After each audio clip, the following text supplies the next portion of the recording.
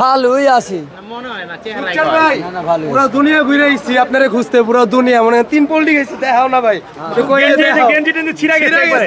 তিনটা পোল্টি এই যে দেখেন আহত হয়ে গেছে। এখন যদি গরু সারা রাইতে বাইতে যায় বাসে ঢুকতে দিব না, গরু দিবেন কখন এটা কতক্ষণ খারাপ এটা কর সুকচানের কাছে সুখ নাই কি বলে এই সুকচান ভাই? চাই না আপনার কাছে এসে সুখ লইতে, এখন গরু দিয়ে এখন বলেন তো ভাই পুরো মর্জিনা হয়ে গেলেন তাইলে। কি বলে সুকচান ভাই?